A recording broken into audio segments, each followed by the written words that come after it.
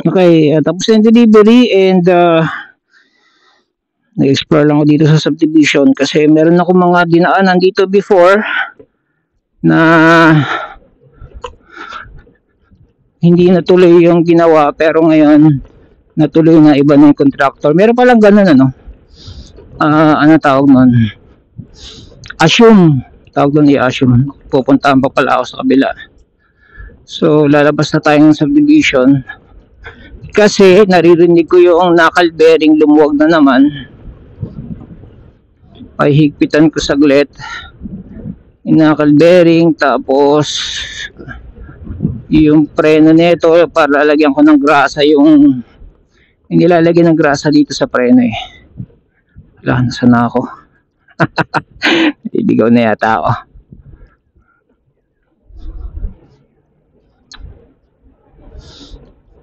Nag-explore ako kasi gano'n ko na-discover yung ano eh, yung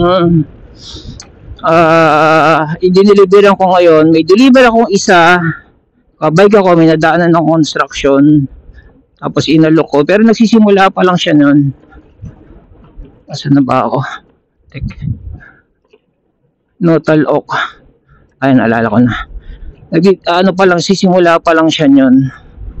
So, biro mo ngayon yung kaisa-isa kong client. So, kailangan talaga sipag lang mag-ikot-ikot. Yun, may truck ko. Kailangan pagawa ito eh. Kailangan mapagawa ito. Hindi, may masisira. Punta muna sa mekaniko, paikpitan ko, palagyan ko ng grasa. Meron nilalagyan ng grasa sa preno dito eh. Tapos punta ako sa kabilang construction. Yun kasi ay nasulot na kami ng iba. Teka nga, curious lang ako ano ba meron dito.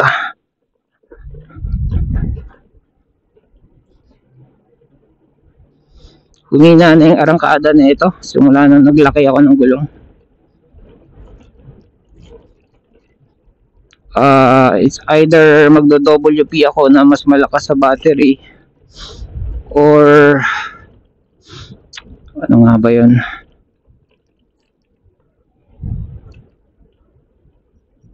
Little leaf. Ano ba palabas? Ito yung ano, truck na nakita ko. Okay. Hindi ito yan. Ito pala yung kanina. Ito yung nakita ko. Anyways, saan ba tayo? So yun, pupunta ako sa kabilang ano. Ayun, yung naalok ko na, yun yung kaisa-isa kong contractor ngayon. Na sarili na meron pang mga sites kasi yung iba, although suki ko sila pero malalayo na yung sites nila. Yung isa sa Baler, yung isa sa saan nga ba yun? Saan layo na ng sites. So kailangan ko lang magdagdag talaga ng client. Baler, yung isa sa Bicol. Yan, sipin mo yan, Bicol.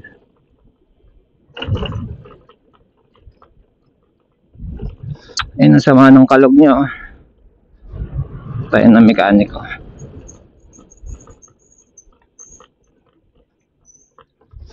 Sipin nyo kapag nakabike ako rito, ganitong tarikang araw, talagang tipid na tipid yung tubig. Ngayon, nakamotor ako, maubos ko na yung tubig ko eh. Diba? Naka-e-bike na ako, maubos ko pa yung tubig ko. Hindi. Meron pa pala akong isang dadaanan dito pa kaliwa. Tara, kaliwa muna tayo. Ay no, ano ba to? Parang matatapos na to. Hindi mo lang... Hindi, ito pala yung may utang. Teka, pipicturean ko lang. May utang sa amin to eh. Hindi lahat ng ano. Ako kasi hindi porke order ng order. Basta nag-aano ko, kinikilatis ko ng husto yung dideliveran ko. Hindi yung porke, uy, umorder ng marami yan, saya-saya ko no, kinikilatis ko ng husto yan. Kung may kakayanan bang magbayad.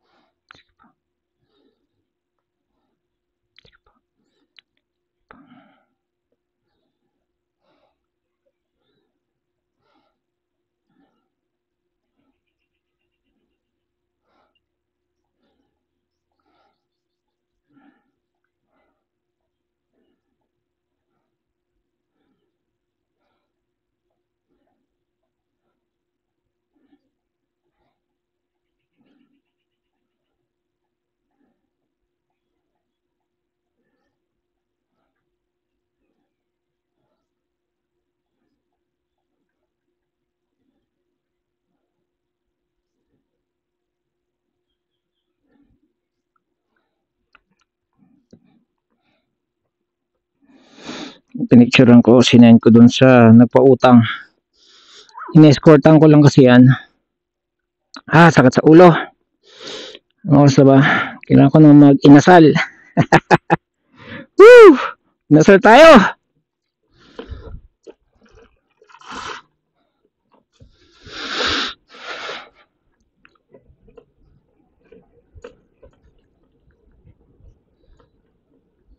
Ang palabas.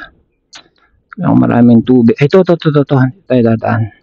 Ito na, deliveran ko rin to eh. Kaya lang, hindi appropriate ang kanyang office staff. So, kasi importante rin kung appropriate yung magiging kasundo mong office staff eh.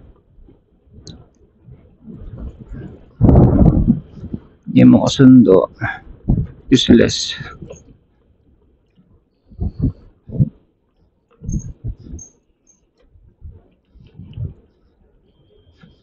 Meron pala ditong ginkgo. Tapos dead end pala, no?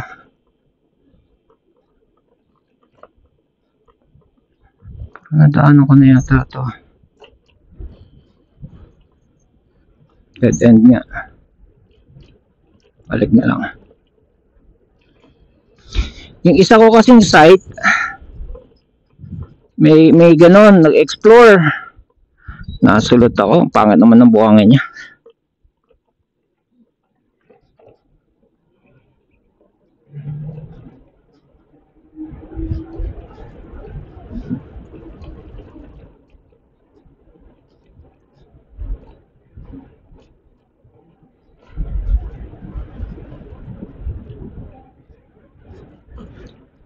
Ganda ng street dito, ginkgo.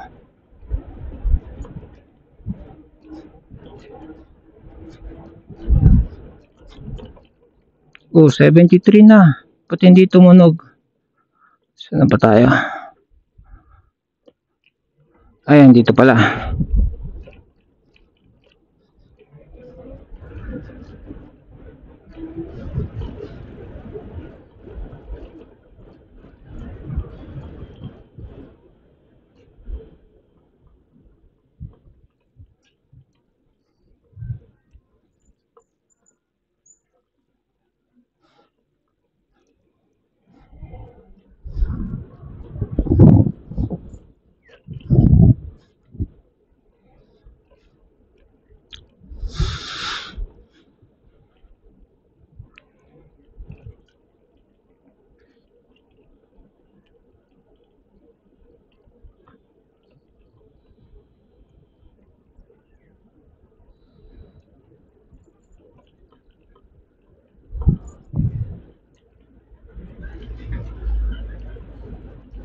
Yung isa kong dinideliveran dito as per dun sa sa staff ng contractor yung bili niya sa lupa is 20M, tapos hindi pa siya tapos yung gastos niya sa construction is inaabot na ng 50M, so 70M na. Ilang percent pa lang yun. Alam ko ang mahal tsaka ang matagal is yung ang mahal at matagal is yung finishing. May tawag sila doon, yung civil ba o yung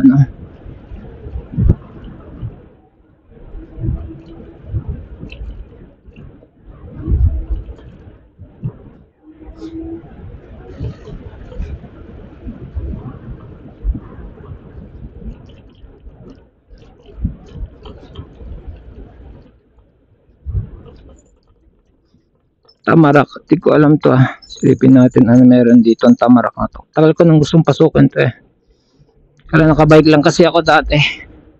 Talagang reserve yung energy and water ko. Yeah, first time ko mag-explore. Okay. Saan man pupunta yan?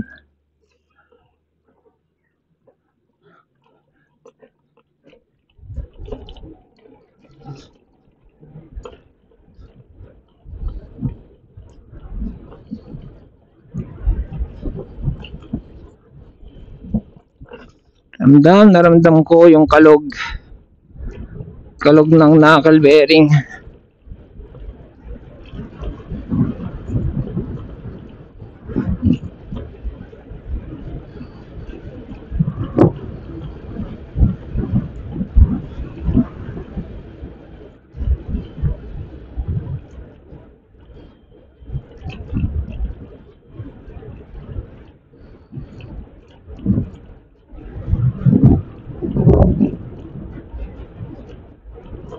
Sarap ano, bilis ano? Hindi, 74 pa rin pala siya. So, alam ko na kung bakit pala siya tumutunog minsan yung toot, ganun. Akala ko something's wrong.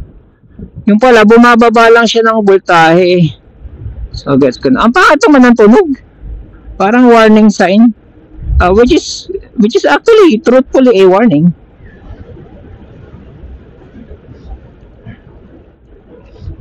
So, tipong yan, minus 1 volt ka na, ganyan, toot. So, ilan na ako? 74. Mamaya tutunog yan. Okay, ilang kilometers na ba ako paikot-ikot dito sa loob? 8 kilometers paikot-ikot.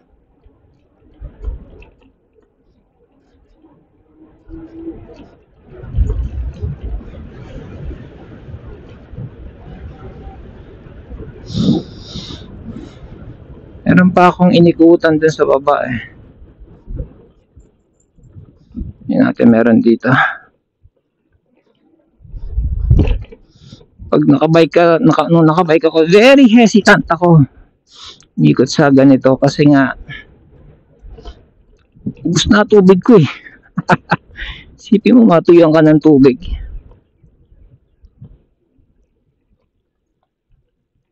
Papunta to. Kaya pag nagbabike ako, 3 bote baon ko.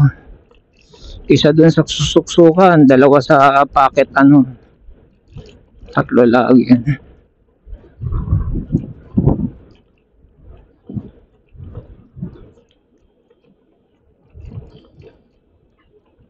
Ito pala yun.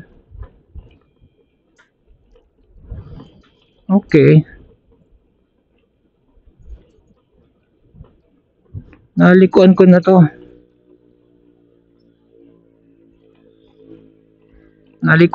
Di ko lang nasagad. Nalikuan ko na to nung nakabike eh.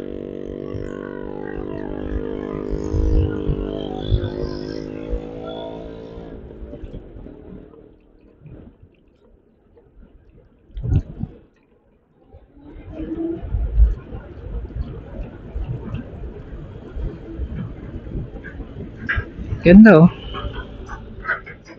Lawn mower o sangka pa, di ba? Double.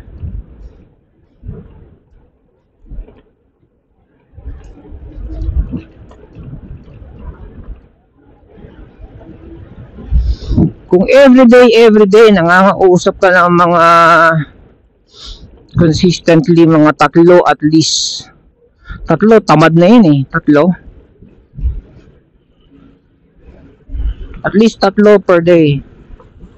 Everyday consistent. Diba? Tapos yung 3 na yun, pag nakausap mo, babalik-balikan mo pa rin.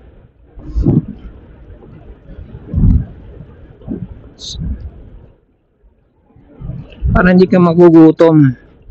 Ako namimili ko na ako sa pambayad ng battery tsaka kuryente. Panay pa naman ang welding ko. Welding, tapos ano ko, nag-i-aircon. Pag dumarating ako, patay. Pinapatay ko kagad kasi nga mag-welding ako. Eh di doble konsumo, tapos labas-pasok ko sa bahay, mainit yung katawan ko, di ba? Napatay ko yun pag bukas. Kasi siya panggabi, tapos tirik ang araw. Nung nagpaputol ako ng puno, umiinit. Laking bagay talaga ng puno. Paputol ako kasi request ni teacher para yung sampayan daw natutuyo. O yan, masaya na si teacher. Sabi ko sa kanya, lipay ka na sa sampayan, tutuyo na. Yung nga, pinaglalabas ko yung mga comforter namin eh. Kahit di pa nalaban. Yung mga una, no, yan, para mamatay mga surot.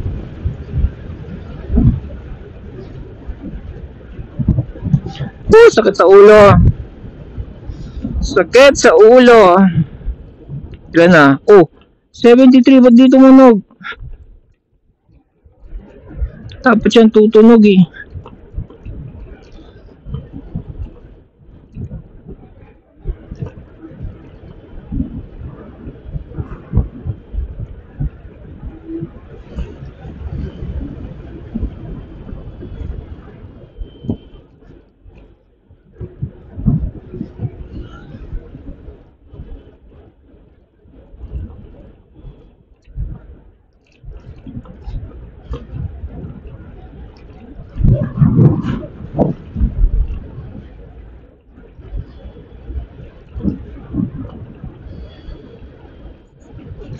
Dumaan na ba ako rito? Mustahin ko kaya yung isa doon. Ang ingay na naman niya. Asan na siya? Tapos na yata eh. Hindi ko man lang nabisita yung isa ko doon. Sarap nung naka-e-bike ano. Tahimik. Pwedeng pang-spy talaga. Pero ganito gawain ko pag nakabike ako. Pag nakabike, wala. Uwi na ako by this time.